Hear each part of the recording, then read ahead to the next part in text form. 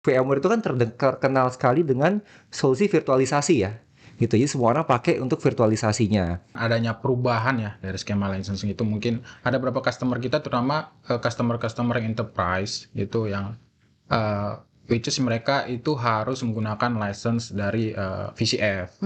Benefitnya tuh bener-bener kita akhirnya mungkin kita datang ke customer mau punya kebutuhan apa nih? Tadi contoh mau keberlanjutan bisnis gitu kan, mau meningkatkan security, mau punya aplikasi yang cloud native gitu, atau mungkin sebetulnya pengen punya mungkin kalau lebih advance lagi, saya pengen punya data center yang aktif-aktif gitu misalkan. Nah, VMware tuh bisa jadi enabler buat itu.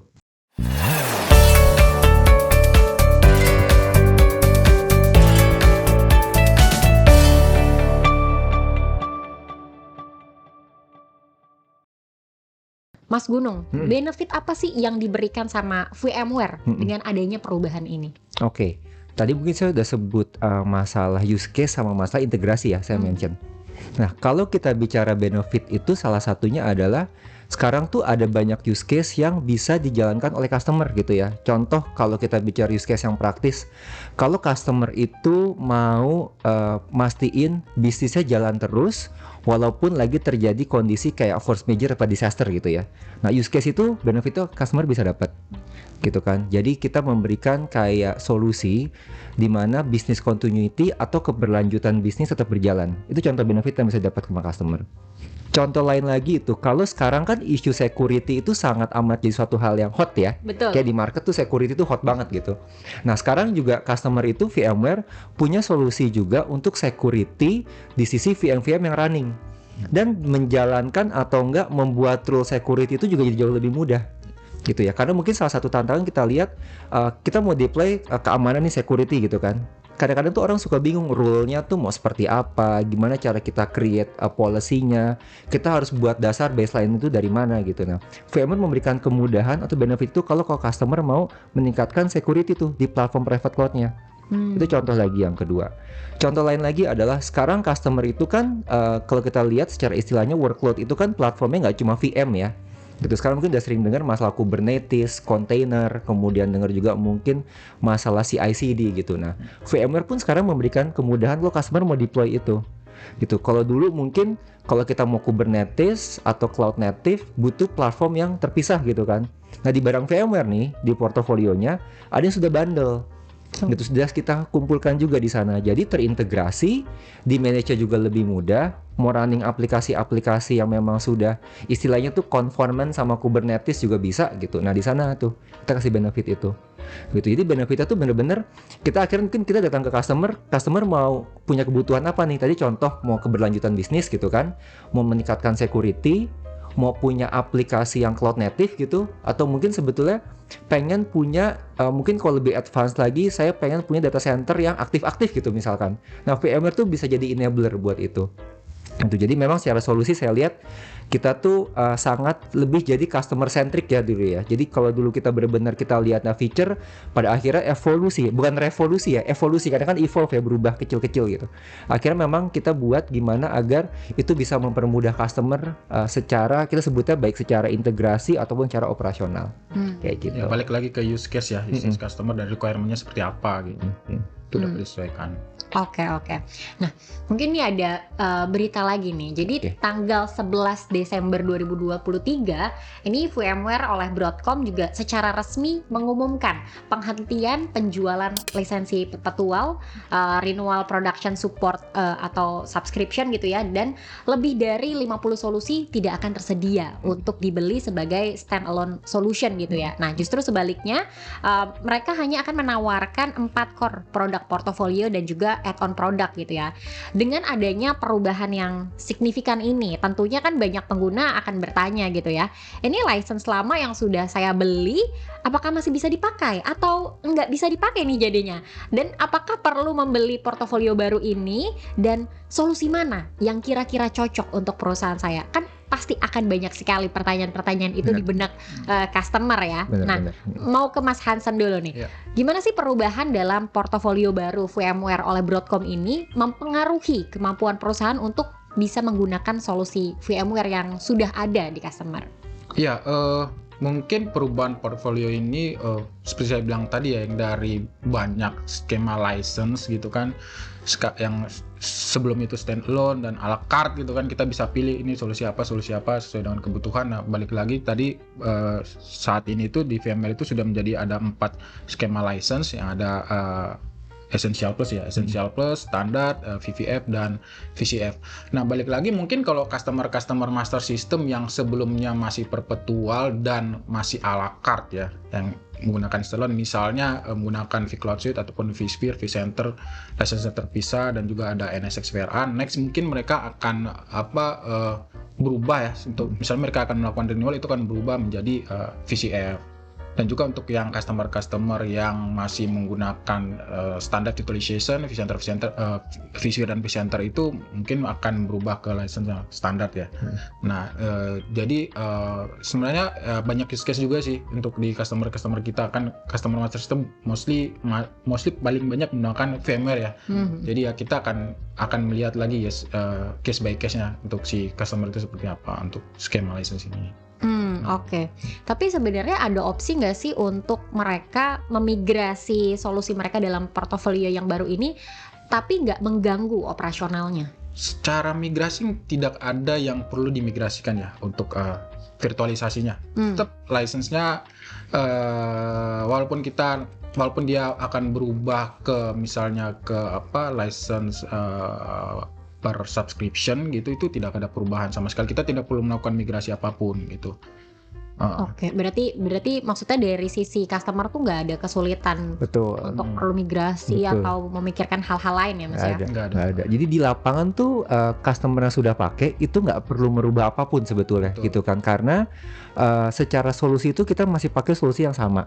Gitu kan, solusinya itu masih sama. Jadi yang perlu dilakukan itu adalah memang perubahan skema ini nanti kayak mengubah license key aja yang kita apply, dan mengubah license key itu kan sebetulnya tidak ada perubahan apa-apa ya di situ pandang customer gitu. Jadi kita hanya mengubah cara perhitungan subscription-nya saja.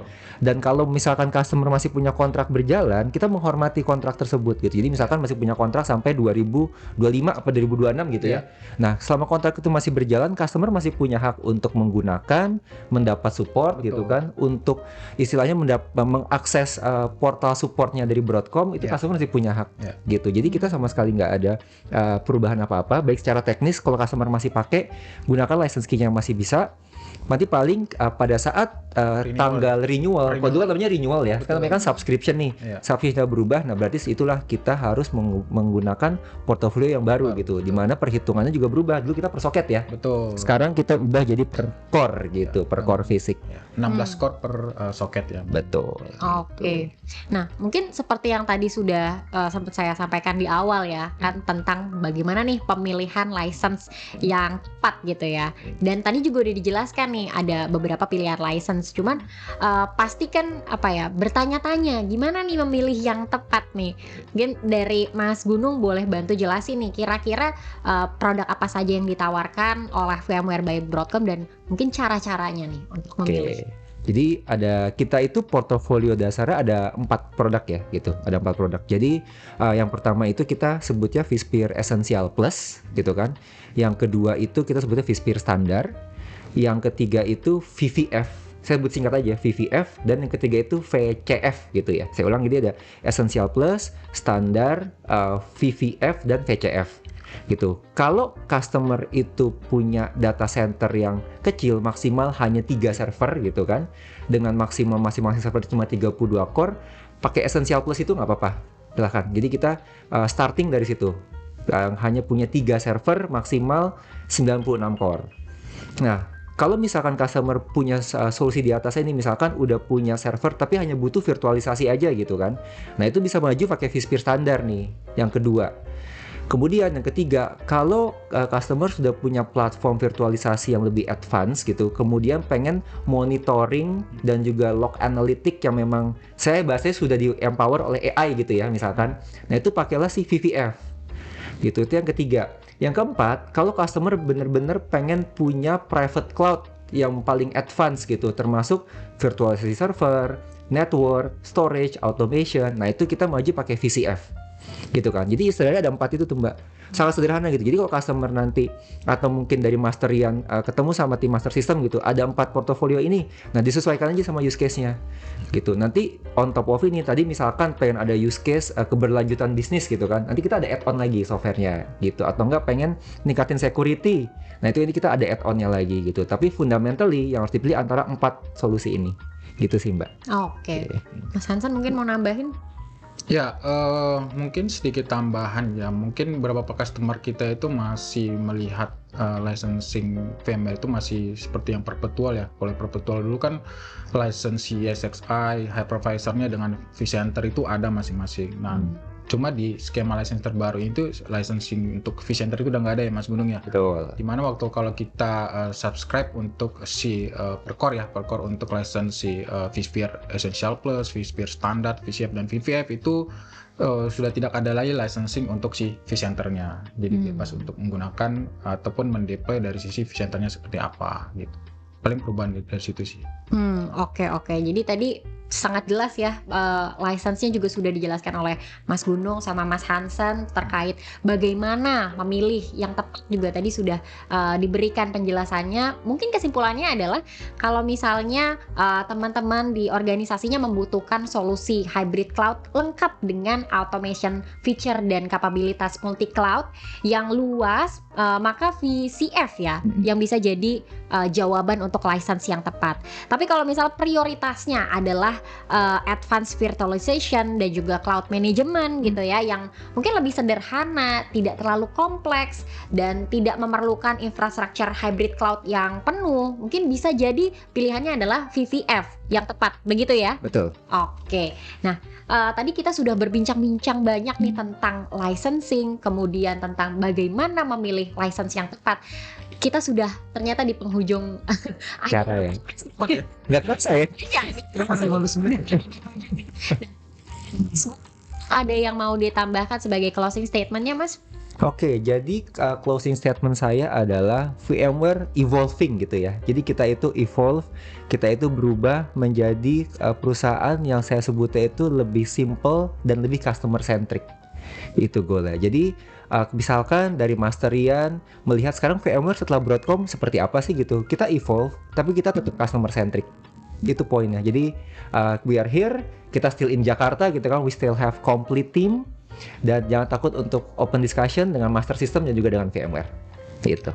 Oke, Mas Hansen? Ya, kalau dari saya sendiri terutama untuk customer master system ya. Ya seperti saya bilang tadi, untuk license itu tidak hanya VCF only gitu kan. Jadi masih ada license yang lainnya, ada Essential Plus, Standard dan VVF. Jadi jangan takut kalau misalnya ada kebutuhan VMware, bisa diskusikan sama kita gitu kan, mau kebutuhannya seperti apa, use case-nya seperti apa gitu. Jadi kita akan mengikuti sesuai dengan kebutuhan dari customer gitu. Jadi selama ini yang dipikirkan hanya license VCF itu kan hanya bisa dibeli VCF. Nah, sementara setelah penjelasan tadi mungkin akan lebih terbuka gitu kan ke wawasan dari customer, begitu juga dengan tim master system sendiri gitu. Oke, berarti tadi sudah dijabarkan secara detail dan mudah-mudahan bisa jadi pengetahuan baru nih tentang licensing yang ada di VMware by Broadcom, sehingga nanti kalau misalnya ke depan mau pilih license yang berbeda lagi itu juga sudah bisa sesuai dengan referensi dari Mas Gunung dan juga Mas Hansen tadi, begitu ya? Oke, kalau gitu terima kasih banyak Mas Gunung, Mas Hansen sudah meluangkan waktunya dan menjelaskan secara detail kepada kita tentang pilihan license dari VMware by Broadcom ini. Dan semoga nanti kalau misalnya ada yang mau bertanya atau mungkin pengen tahu nih lebih detail, kalau misalnya use case-nya seperti ini, cocoknya lebih pilih license yang mana nih ya, bisa nanti konsultasi sama master system dan juga VMware akan kami fasilitasi. Dan juga jangan lupa nanti chat di bawah ini nih, di link di bawah ini, nanti bisa langsung tanya-tanya apa aja tentang license-nya VMware. Kalau gitu terima kasih banyak Master Rian semua yang sudah menonton acara ini, dan mudah-mudahan nanti kita bisa bahas hal-hal lain seputar ya mungkin di luar licensing gitu ya, tentang solusi-solusi lain dari VMware. Jadi kita bisa dapat wawasan lebih banyak lagi. Oke, kalau gitu saya pamit undur diri. Terima kasih sudah menonton podcast hari ini, Master Talk Inspiration Talk with The Master. Sampai jumpa di episode berikutnya. Bye.